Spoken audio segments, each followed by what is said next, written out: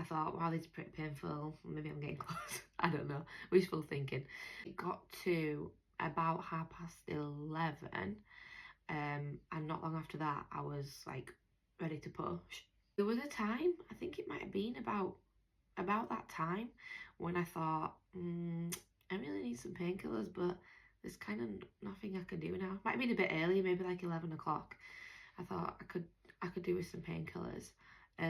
I was thinking about having pethidine, but it passes through the baby a little bit, so it can make them really sleepy when they're born. So I didn't really want that. I think that would have been an option, but I didn't want him to be sleepy, and I think the midwives would have probably advised against having that anyway. I don't know what else I could have had at that point. I think I should have just asked, but I didn't. Anyway, it doesn't matter. So I thought, oh, do you know what? I'm just going to keep going and see how I get on. I was really trying to focus on like breathing, because I was just hyperventilating when I was in labour with Amaya. So I was just trying to focus on my breathing and just keep going with the gas and air to see how it was. And then, yeah, about 11:30, it was like, it was time to push. So I then had just short of 2.5 hours of pushing. Looking back, I don't really know how I got through that, like physically or mentally. Let me tell you, it was exhausting. It was absolutely mentally and physically exhausting. Really, really hard. I just felt like I didn't know what to do. I felt like I didn't know when was the right time to push. The contractions were so painful when it was pushing time, and they were so close together. I felt like I had no relief between them, so I couldn't even really tell like when a contraction was coming and I could push, because it just felt so painful the whole time. And it was at that point where I was like, I really, really should have had some pain relief. I forgot afterwards about the existence of morphine and things like that. Anyway, I really felt like giving up. So many times I remember saying, I can't do it. And then I was like, Amber, you need to pull yourself together. Like, there's not an option. They brought the team leader midwife into the room, and she started shouting at me, which I'm so grateful for, honestly, because she told me what to do. She directed me more, but she also gave me that kick that I needed of like, no, you are doing this and it's happening because you've got no choice. And then, oh my gosh, I don't know how much detail to go into, but the Ring of Fire is a real thing, guys. And this one's head is on the 91st centile. It's massive. Pushing and pushing. Eventually, at 1:58 a.m, he was born. Now, as soon as he came out, the midwives made a comment about him being chunky, and I was like, oh my gosh, what have I given birth to? I mean, look at him now, he's still tiny at 9 days old, but he's a big newborn. So then they were thinking like, oh, how much is he going to weigh? But he didn't get weighed till afterwards. The push, I felt his head come out, and then his body came out really quickly after. They lifted him up, put him straight on my chest, and we had delayed cord clamping, which is something that I really, really wanted this time. And he just laid on my chest for quite some time afterwards. Birthing the placenta was pretty horrific as well. I didn't feel any of this with Amaya because I had an epidural. So I forgot about the whole, the things that you have to do after like birthing the placenta. Yeah, that one hurt as well. After all that was done, the most annoying thing after it all was just that I was still attached to that oxytocin drip, and I had to leave it on for 4 hours afterwards. So I just felt restricted in my movement, which I didn't like. But you've got to leave it on, so that is what it is.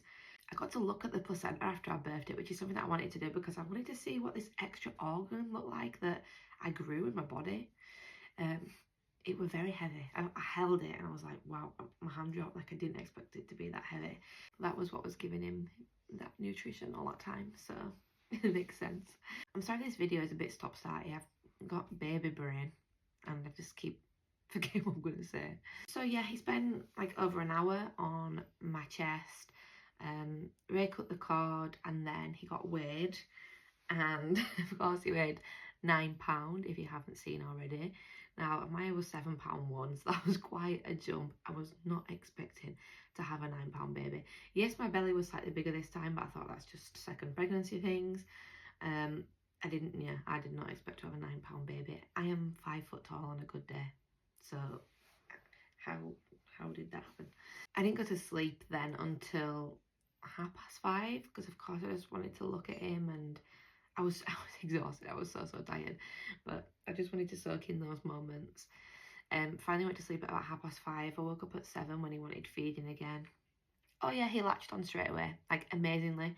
Basically, as soon as I put him on my chest, 10 minutes later he started rooting. So he had his first feed and he's doing really well with breastfeeding. He has got a little tongue tie, but we're battling on through it for now and just waiting to hear back from an infant feeding team. So yeah, in the morning the doctors came round, did their checks. He had his hearing tested, everything was great.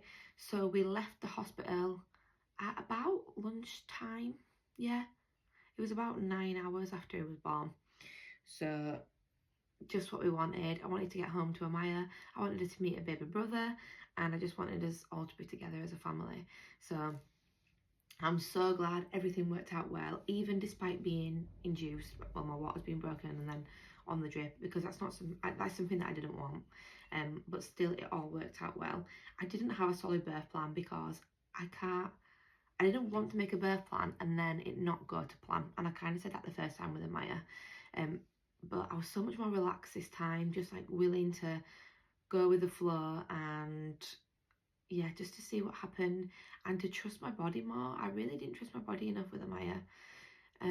So I ended up having, with Amaya, I went from an induced birth with a pessary, then breaking my waters, not progressing fast enough. Amaya had a really fluctuating heart rate, and then I ended up having forceps and an epidural, as opposed to, yes, my waters were broken and I were on the drip a little bit, but I was in so much more control. I got through it on gas and air, which meant I was able to move on my body as I wanted to. I felt so out of control the time before. So it was just overall so much more of a positive experience, and everything worked out super well. Here is our gorgeous baby boy. Thank you all again for all your lovely comments. We're going for our photo shoot today, so that's super exciting. Love you all.